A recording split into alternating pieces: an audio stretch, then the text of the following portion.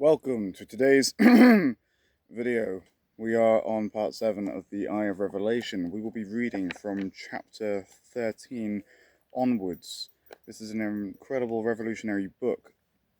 The monks found this routine to be key to their age-defying vitality and inner fulfillment, says the Natural Health magazine.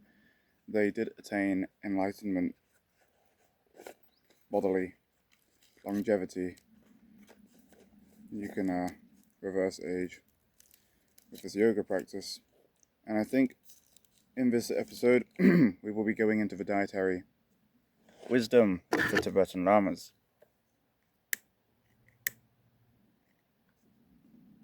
Obviously, they recommend a cigar a day because we all know that a cigar a day keeps the doctor away.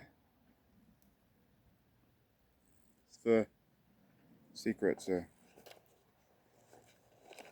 true health and vitality that everyone knew was true in the 90s. And coffee. So, without further ado, Chapter 13, Part 2, The Himalaya Club. It had been 10 weeks since Colonel Bradford's return from India. Much had happened in that time. I had immediately started putting the 5 rites into practice and had been getting most gratifying results. The colonel had been busy with some personal business transactions, and I saw little of him for a while. But when he once more was at leisure, I lost no time telling him of my progress and in enthusiastically expressing my feeling regarding this wonderful new system of regaining health, vigor, power, virility, and vitality. Ever since the day I was sure that I was well on the way to new youth and vigor, I had been thinking what a splendid idea it would be to pass on the information about the 5 rites to my friends, and now the colonel had time to spare, I approached him with the idea of forming a class. He agreed that it was a very commendable idea, and agreed to teach it himself on 3 conditions. The first of these conditions was that the class should comprise a cross-section of men from all walks of life, from ditch-diggers to bankers. The second condition was that no member could be under 50 years of age, although they could be up to 100 or more. I felt like this is only for old people, if I knew anyone that old. These 2 conditions met with my satisfaction, but the third was a big disappointment. The colonel insisted that the class be limited to 15 members. I mean, that's fair, that's quite a lot of people, and I had 10 times that number in mind. However, no amount of persuasion or coercion could change his mind. From the beginning, the class was a huge success. We met once a week, and my friends all had implicit faith in the colonel and in the 5 rites. As early as the second week, I could see marked improvement in several of them, although, being forbidden to discuss their progress with anyone but the colonel, I could not verify my impression. However, at the end of a month, we held a kind of testimonial meeting. Every man reported improvement. Some told most glowing accounts. A man nearing 75 years of age had made more gains than any of the others. The weekly meetings of the Himalaya Club, as we had named it, continued. The 10th week rolled around, and practically all of the members were performing all 5 rites 21 times a day. All of them were feeling better, and some dropped a number of years from their appearance and jokingly gave their ages as younger than they really were. This brought to mind that several of them had asked the colonel his age, but that he had told them he would wait until the end of the 10th week to tell them. This was the evening, but as yet the colonel had not put in an appearance. Some one suggested that each member write on a slip of paper what age he believed the colonel to be, and then they would compare notes. As the papers were being collected, in walked Colonel Bradford. When he was told what had taken place, he said, "Bring them to me, and I shall see how well you have estimated my age.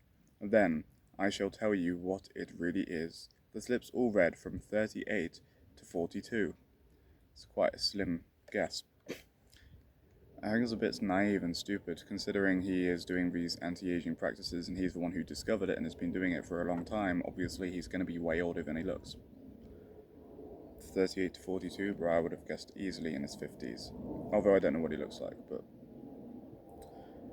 With great amusement, the colonel read them aloud. See, I've met a 40-year-old who looks very young. He looked like he could have been in his 20s. Gentlemen, he said, I thank you. You are most complimentary. And as you have been honest with me, I shall be equally honest with you. I shall be 73 years of age on my next birthday. The members stared in consternation and amazement. They found it hard to believe that one so youthful in appearance could have lived so long. Then they wanted to know why, and as much as they already felt half their former age, they too had not made more progress in youthful appearance. In the first place, gentlemen, the colonel informed them, you have only been doing this wonderful work for 10 weeks. When you have been at it 2 years, you will see a much more pronounced change. Then again, I have not told you all there is to know. I have given you 5 rites, which are for the express purpose of restoring one to manly vigor and vitality. These 5 rites also make one appear more youthful. But if you really want to look and be young in every aspect, there is a 6th rite that you must practice. I have said nothing about it until now, because it would have been useless to you without first having obtained good results from the other 5. The colonel then informed them that in order to go further with the aid of this 6th rite, it would be necessary for them to lead a more or less continent life.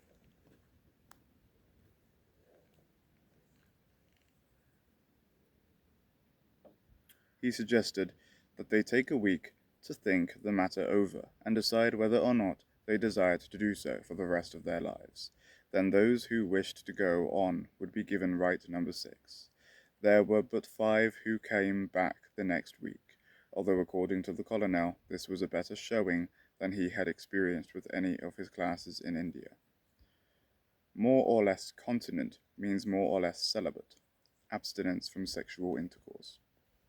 When he had first told them about the 6th rite, the colonel had made it clear that the pre-creative energy would be lifted up, and that this lifting up process would cause not only the mind to be renewed, but the entire body as well, but that it entailed certain restrictions with which the average man did not care to conform. Then he went on with this explanation. But first, although Kelder did not provide any instructions for women, possibly because the monastery only contained men, many thousands of women worldwide have successfully practiced the rites and obtained the same great benefits as men. It is important to acknowledge that the majority of practitioners, regardless of gender, only practice the 5 rites, and these 5 exercises alone are sufficient to obtain the great benefits described in this book.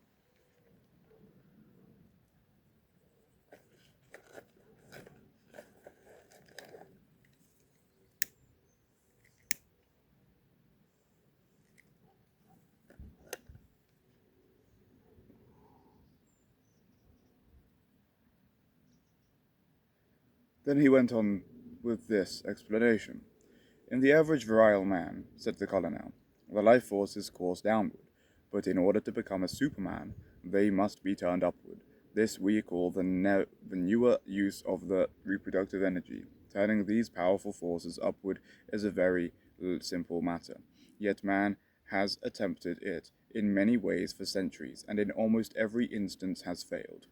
Whole religious orders in the Occidental world have tried this very thing, but they too have failed because they have tried to master the procreative energy by suppressing it.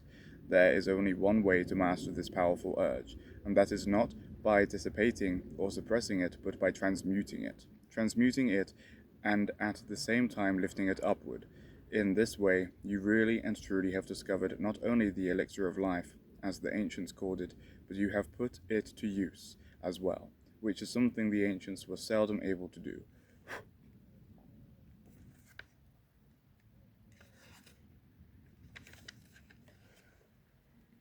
Now this rite, number 6, is the simplest thing in the world to perform. It should only be practiced when one has an excess of procreative energy, when there is a definite desire of expression. It can be done so easily that it can be performed anywhere at any time. When one feels the powerful reproductive urge, here is all that is necessary. Have a cold shower. That's what I did this morning. Stand erect, and then let all the air out of the lungs. As one bends over and places his hands on his knees, force out the last trace of air. Then, with empty lungs, stand erect, place hands on hips, and push down on them. This has a tendency to push up the shoulders. While doing this, pull in the abdomen just as far as possible, which raises the chest. Now hold this position as long as you can. Then, when you are forced to take air into the empty lungs, let the air flow in through the nose. Exhale it through the mouth as you relax the arms and let them hang naturally at your sides. Then take several deep breaths through the mouth or nose and allow them to quickly escape through either the mouth or the nose. This constitutes one complete performance of rite number 6. About 3 are required to subdue the most powerful urge and to turn the powerful procreative or reproductive forces upward. Yes, that is the 6th rite. Now I remember I was doing it and I forgot.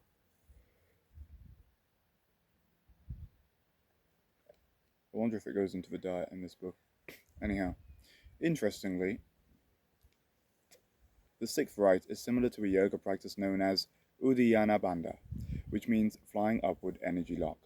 It is one of 3 bandhas, energy locks or valves, that are practiced together or individually at specific times during yoga postures, breathing, visualization, meditation, and other yogic practices. The bandhas direct energy, prana, throughout the body to release blockages and nourish corresponding areas. They bind or lock the prana to prevent it from dissipating from the body. Bandhas, when released, allows the flow of kundalini energy up the central energy canal in the spinal column, which connects the base chakra to the crown chakra. The only difference there is between the average virile man and the superman is that the virile lets the procreative urge flow downward while the superman turns the procreative urge upward and reproduces within himself a new man, a strong, powerful, magnetic man who is constantly growing younger day by day, moment by moment. This is the true superman, who creates within himself the true elixir of life. Now you understand why it was necessary for me to have left my native England to find the fountain of youth. It was within me all the time. Now you can see that when I wrote you some time ago that I had found the fountain of youth and was bringing it back with me, I meant just that. 5 rites and the fountain are one.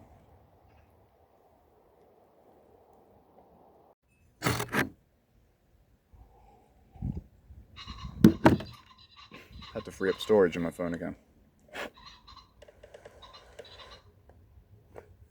When I remember Ponce de Leon and his futile search for the fountain, I think of how simple it would have been for him to stay at home and simply use it, but he, like myself, believed it was anywhere in the world except within oneself. Please understand that in order to perform rite number 6, it is absolutely necessary that a man have full masculine virility. He couldn't possibly raise up and transmute procreative energy if there were little or none to transmute. It is absolutely impossible for an impotent man, or the one with little virility, to perform this rite. He shouldn't even attempt it, because it would only lead to discouragement, which might do him great harm. Instead, he should first practice the other 5 rites until he has full masculine power, and this regardless of how young or how old he may be. Then, when the first full bloom of youth is experienced within him, he may, if he wishes, go on to the business of being a superman.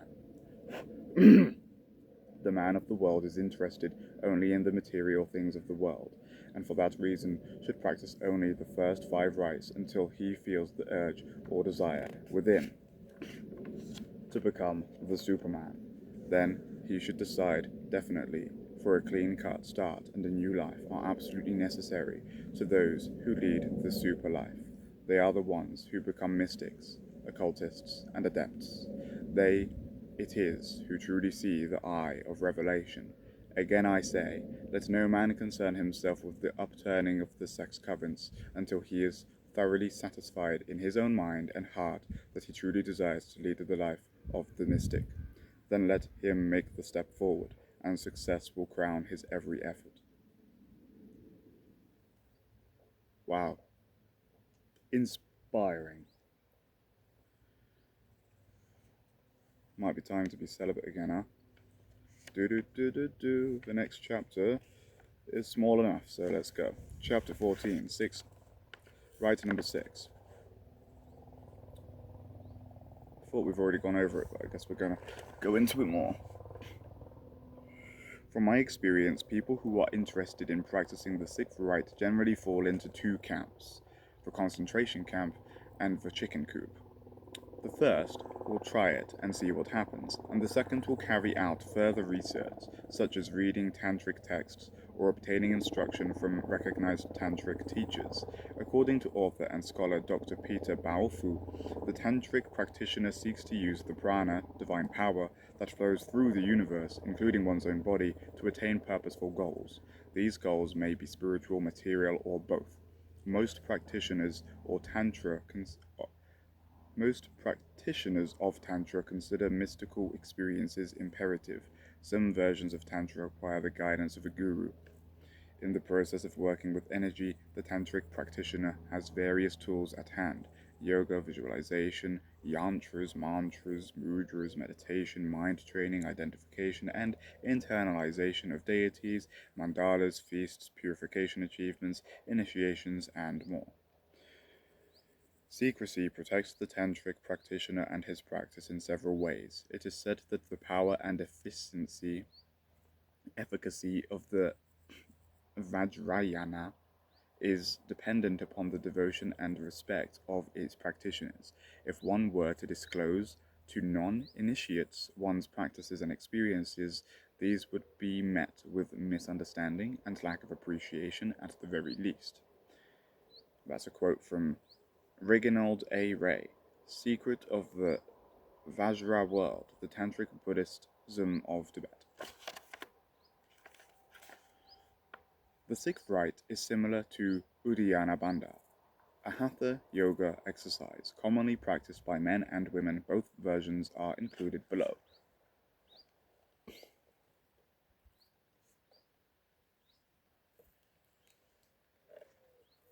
Here are Kelder's instructions on how to do the sixth rite. Stand erect, and then let all the air out of the lungs. As one bends over and places his hands on his knees, force out the last trace of air. Then, with empty lungs, stand erect. Place hands on hips, and push down on them. This has a tendency to push up the shoulders. While doing this, pull in the abdomen just as far as possible, which raises the chest. Now hold this position as long as you can.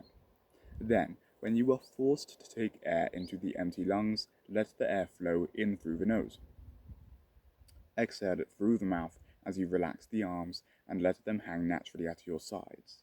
Then take several deep breaths through the mouth or nose and allow them to quickly escape through either the mouth or the nose. This constitutes one complete performance of rite number 6. About 3 are required to subdue the most powerful urge and to turn the powerful procreative and reproductive forces upward. Uddiyana Bandha instructions. In Hatha Yoga, it is recommended that you should only carry out Uddiyana Bandha on an empty stomach as the abdomen is contracted up and into the ribcage. It is performed only after an exhalation and never before an inhalation. Stand with feet slightly apart and your knees bent. Round your torso forward with your hands resting on your knees. Inhale deeply, then exhale forcibly and quickly through your nose or mouth. Pull in, contract your belly muscles to force as much air as possible out of your lungs.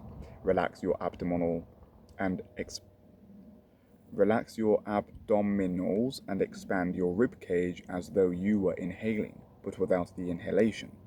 Often called a mock inhalation, this hollows the stomach, pulling it in and up towards the rib cage. Hold the bandha for about 5 to 15 seconds, then slowly release the grip and inhale normally. Between each repetition, around 3 to 10, depending on your capacity, take a few normal breaths.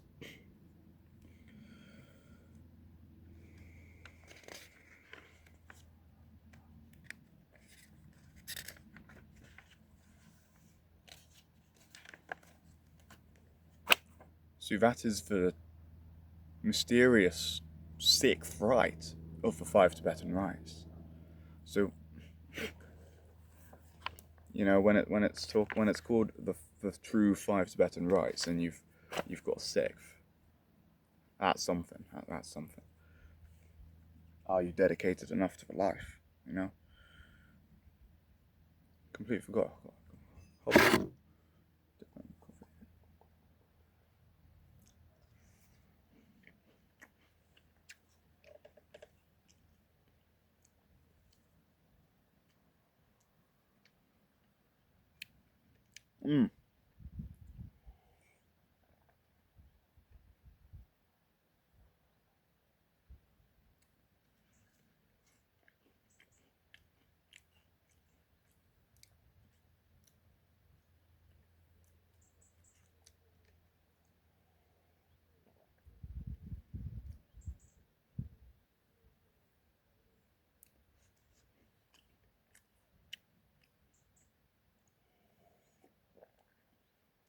Well, I'm going to practice rite number 6. I've done the other 5 this morning.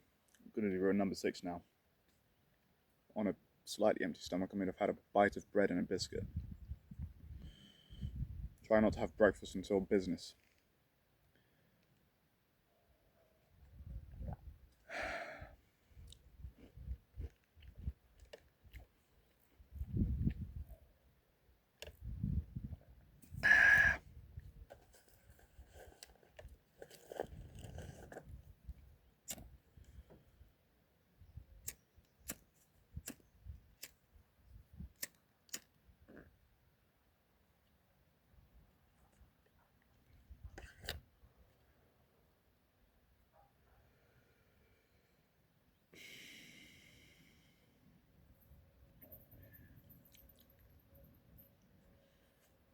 Don't forget to read books and acquire wisdom. Don't forget to spend some time in nature because nature cures depression. Don't forget to have a cigar a day because a cigar a day keeps the doctor away, and a coffee a day keeps the tiredness at bay. And if I had one piece of advice to you, it would be to stay tuned, because I'm going to continue to bombard you with books which I have already read and deem wise enough and knowledgeable enough and important enough to read to you, the listener. I am the visual audio book guy, I guess. It's like an audio book. There's a character behind it, and chill with me, have a cigar and a coffee and listen. I am Wisdom Sharer 777 because 7 is my lucky number. Because when I was 7, I became enlightened, evidently. Yeah. On my 7th birthday, I levitated. I levitated so high that ambulance helicopter had to come and catch me out of the sky and bring me in, take me back down to the ground, and they fed me nothing but root vegetables for like several weeks to ground me and build up my density so I didn't accidentally float off again. I'm chatting absolute shit, bro. See you next time.